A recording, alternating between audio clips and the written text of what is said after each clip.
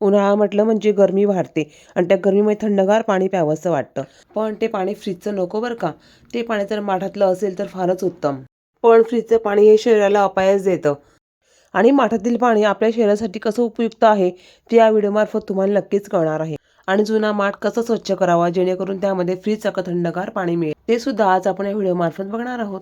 तर माठाचा वापर हा फार पूर्वापार चालत आलेला आहे. फ्रीज आल्यावरती कालांतराने हा वापर मोठ्या प्रमाणावरती कमी झाला. फ्रीज असणं म्हणजे श्रीमंतांचे लक्षण असं जणू काही झालं होतं. माठाला म्हणूनच आपण गरिबांचा फ्रीज देखील म्हणतो. परंतु आज लोकांना कळते की माठाचं किती महत्त्व आहे ते. माठ नवा असो अथवा जुना असो त्यातलं पाणी थंडगार कसं राहील हेच आपण आज बघणार आहोत. तर आज आपण इथे माठ नवीन आणलेला आहे, बघू शकता तुम्ही. तर हा माठ आपण प्रथम आणल्यानंतर स्वच्छ धुवून घ्यायचा आणि रात्रभर तो पाण्यामध्ये भिजू द्यायचा आहे. आता बघा माझ्याकडे जुना माठ देखील आहे. तर जुन्या माठाला वरतून पूर्णपणे पांढऱ्या कलरसारखं आलेलं आहे. तर तो मी आता काल का परवा वापरायला काढल्यामुळे चला म्हटलं हा माठ देखील आपण स्वच्छ धुवून घेऊया आणि वापरायला काढूया. परंतु या माठात काही थंड पाणी व्हायला तयारच नव्हतं.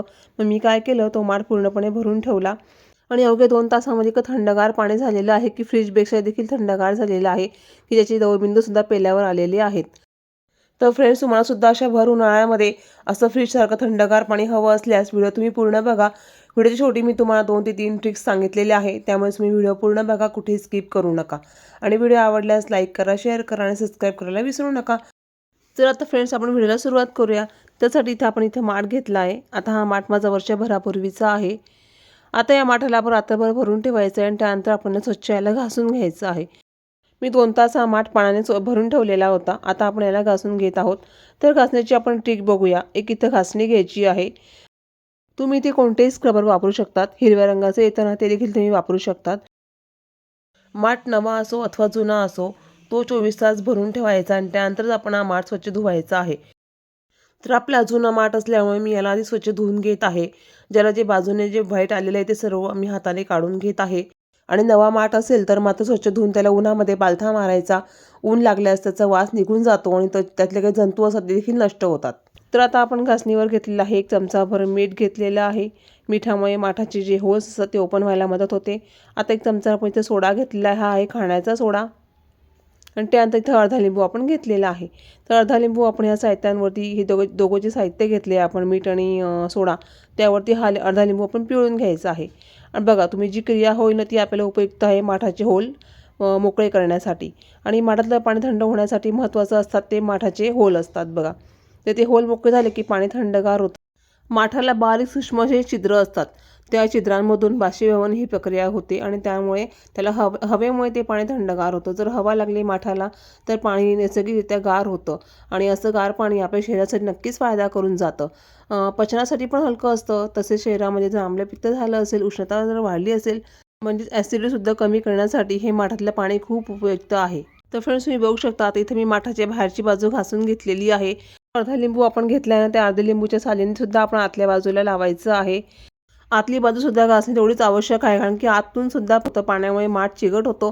तो सुद्धा आपण घासलाच पाहिजे. कोणी असं म्हणतात की माठाच्यामध्ये हात घालायचा नसतो, पाणी थंड वगैरे होत नाही. पण असं काही नसतं बरं का. मी स्वतः अनुभव घेतलेला आहे.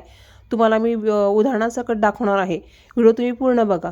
तर आपल्या सिक्रेट इन्ग्रेडियंट्सने म्हणजे सोडा, मीठ आणि लिंबू ह्या 3 गोष्टी आपल्या इथून वापरून आपला माठ अगदी छान नव्यासारखं आपण करत आहोत. त्याचे जे छिद्र आहेत ते ओपन होणार आहेत आणि माठातलं पाणी खूप छान थंड होणार आहे. जर तुम्ही नवीन माठ घेत असाल तर मात्र वजनाने हलका आणि तो वाजवून बघायचा. जर माठ वाजवल्यानंतर तो तुम्हाला टणक असा आवाज आला तर तरच तुम्ही माठ घेऊ शकतात. म्हणजे तो माठ चांगला भाजलेला आहे असं समजतं आणि माठातलं पाणी खूप छान गार देखील होतं. तर माठ आपण नियमितपणे स्वच्छ करणं खूप गरजेचं आहे, जेणेकरून पाण्याची शुद्धता टिकून राहील. फ्रेंड्स, तुम्ही आता बघू शकता माठ स्वच्छ घासून झालेला आहे आतून आणि बाहेरून.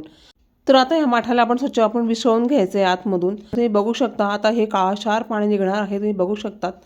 आता तुम्ही मला सांगा, आपण हात घालून नाही धुतला तर माठ किती घाण राहिला असता आतमध्ये. आपण हेच पाणी आपण पिलो असतो का? नाही ना. मग आतमध्ये सुद्धा माठ घाण असतो. हे नवीन माठ घ्या किंवा जुना असू द्या, दोघंही गोष्टींसाठी लागू होतं. आणि हो, माठ लाल असू द्या किंवा काळा, दोघंही प्रकारचे माठ चांगलेच असतात, त्यात काही शंका नाही. हे पूर्णपणे आपल्या आवडीवरती अवलंबून आहे. हां, परंतु नळाचा माठ घ्यायचा की वरतून पाणी घेण्याचा तो आपण ठरवायचं. ज्या घरात लहान मुलं असतील ना त्यांच्या घरात नक्कीच नळावालाच माठ पाहिजे. कारण की मुलं काय करतात, पटकन नळ ओपन केला की पाणी पेल्यामध्ये भरून पिऊन घेतात. तर त्यांच्याकरता हे सोपं होऊन जातं. आणि उन्हाळ्यामध्ये मुलांनी जास्तीत जास्त पाणी पिलं पाहिजे, म्हणून तुम्ही शक्यतो नळावालाच माठ घ्यायचा, हेच तुम्हाला मी सजेस्ट करेल. फ्रेंड्स, तुम्ही बघू शकता माठ मी 2 ते 3 वेळेस आतून आणि बाहेरून स्वच्छ धुवून घेतलेलं आहे. आतलं पाणी देखील बघा तुम्ही किती स्वच्छ निघालेलं आहे. आता बघा माठ पूर्णपणे तयार झालेलं आहे प्यायचं पाणी भरण्यासाठी. आता ह्यामध्ये आपण पिण्याचं पाणी भरूया. आता ह्यामध्ये मी आरोचं पाणी भरत आहे. तुमच्याकडे जर पिण्याच्या नळाचं वेगळं कनेक्शन असेल, तुम्ही ते देखील पाणी यामध्ये भरून घेऊ शकतात. दर 1 दिवसाआड किंवा 2 दिवसांनी पाणी भरणं गरजेचं आहे आणि माठ स्वच्छ करणं सुद्धा गरजेचं आहे. उन्हाळ्यात तर खूप थंडगार पाणी हवं असतं, त्यामुळे आपण काय करायचं की रात्रीच पाणी भरून ठेवायचं, तर आपल्याला दिवसभर थंडगार पाणी प्यायला मिळतं. हे देखील तुम्ही लक्षात ठेवायचं आहे. आता आपण एक भन्नाट ट्रिक बघणार आहोत, ते म्हणजे अगदी आपली गावाकडे पण हीच पद्धत वापरली जाते. पूर्वी लोकं गोंडपाट वापरायचे बघा, ज्या गोण्या असतात ना त्या वापरायचे. आता आपण इथे वापरले आहे नेपकिन. जो जाडा नेपकिन येतो ना तो इथे वापरायचा आहे, त्याला ओलं करायचं आहे आणि तो माठाला गुंडाळायचा आहे. आता बघा गुंडाळल्यानंतर काय करायचं की दर 1-2 तासांनी त्यामध्ये पाणी शिंपडत राहायचं. पाणी शिंपडल्यामुळे काय होतं की नेपकिन हा ओलसरच राहतो आणि पाणी देखील गार राहते. तर फ्रेंड्स, तुम्हाला ही भन्नाट ट्रिक कशी वाटली? अगदी भर उन्हामध्ये सुद्धा फ्रीजसारखं थंड पाणी होईल, यात काही शंकाच नाही. आता हा माठ आपण हवेशीर ठेवूया गॅलरीमध्ये. याला छान हवा लागेल आणि पाणी थंडगार होईल. तर फ्रेंड्स, मला तुम्ही कमेंट करून सांगा तुम्हाला व्हिडिओ कसा वाटला आणि लाईक करायला विसरू नका. त्याचबरोबर तुम्ही हा व्हिडिओ तुमच्या मित्रपरिवाराला देखील शेअर करा. तर अशा माहितीपूर्ण व्हिडिओसाठी सबस्क्राईब तर केलंच पाहिजे. चला तर पुन्हा भेटूया पुढच्या व्हिडिओमध्ये. तोपर्यंत बाय बाय.